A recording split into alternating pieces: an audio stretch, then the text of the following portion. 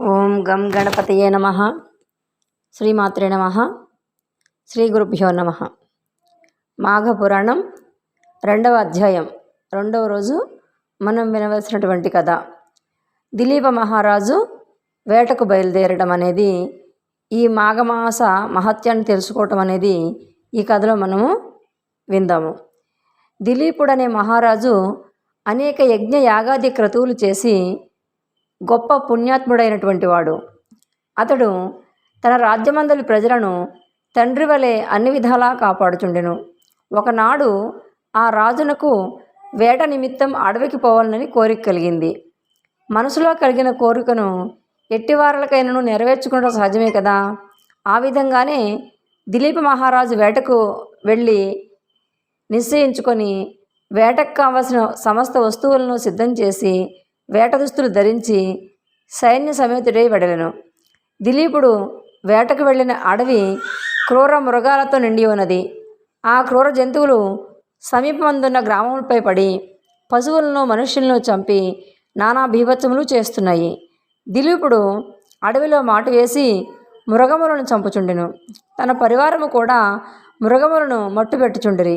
ఇలా కొన్ని రోజుల వరకు అడవి యందు ఉండి అనేక క్రూర జంతువులను చంపి ఒకనాడొక మృగంపై బాణం వేసెను. ఆ బాణాన్ని తప్పించుకొని ఆ మృగం పారిపోయెను. దిలీపుడు పట్టు విడువక దాని వెంట పరిగెత్తెను. ముందు మృగం, వెనుక దిలీపుడు, అతని వెనుక పరివారము పరిగెడుచుండగా ఆ మృగం ఒక కీకారణ్యంలో ప్రవేశించెను. అప్పటికి దిలీపుడు అలసిపోయినందున దాహంచే నాలుక ఎండిపోతున్నది. నీటి కొరకు పరివారమంతా వెతుకుచుండిరి. అదృష్టం కొలది ఆ సమీపంలో ఒక సరస్సు కనిపించింది.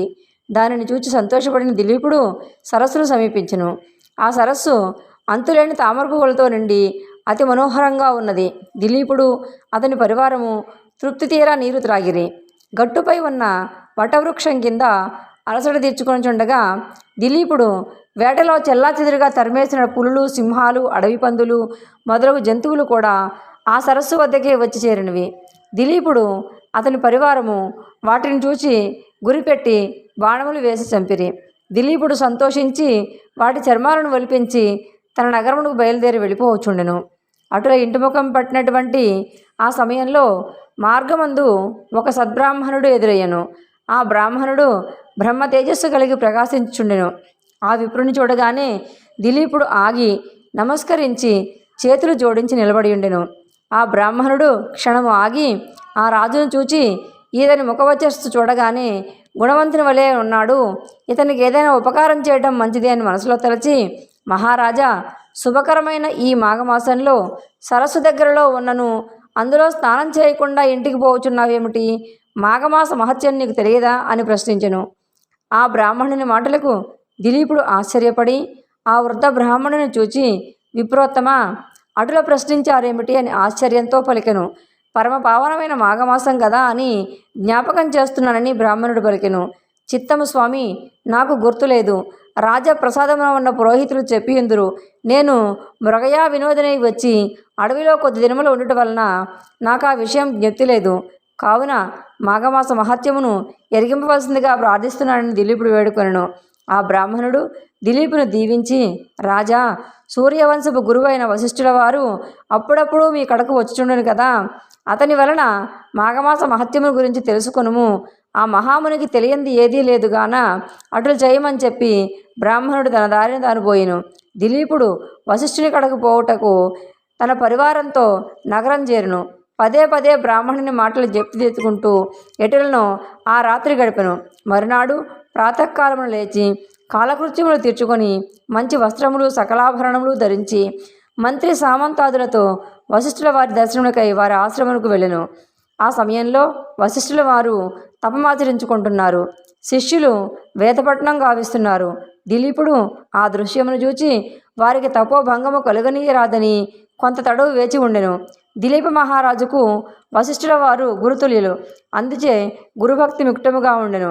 మరికొంతసేపటికి వశిష్ఠుడు తపస్సు నుండి లేచి రాజును కుశల ప్రశ్నలు అడిగి ఉచితాసనముపై కూర్చుండబెట్టి వచ్చిన రాజును కారణమేంటని అడిగాను.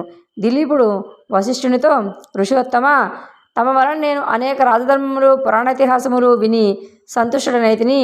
కానీ మాఘమాస మహత్యము కానీ దాని ధర్మము కానీ తెలియనందున ఆ విషయములు తమ నుండి తెలుసుకొని కోరి తమ వద్దకు వచ్చి తిని కాన పరమ పావనము మంగళప్రదము అయిన మాఘమాస మహత్యమును వివరించవలసిందిగా కోరుచున్నాను అనను. అవును మహారాజా, నీవు కోరిన కోరిక సమంజసమైనదే. మాఘమాసం యొక్క మహత్యము ప్రతి ఒక్కరూ తెలుసుకొని తరించవలసిన ఆవశ్యకత ఎంతైనా కలదు. మాఘమాసం యొక్క మహత్యమును వర్ణింప నాకు కూడా శక్యము కాదు. ఇతర దినములలో చేయు క్రతువులు కానీ యాగములు కానీ ఇవ్వనంత ఫలము కేవలం మాఘమాసంలో చేయు నదీ స్నానం వలన గొప్ప ఫలము కలుగును.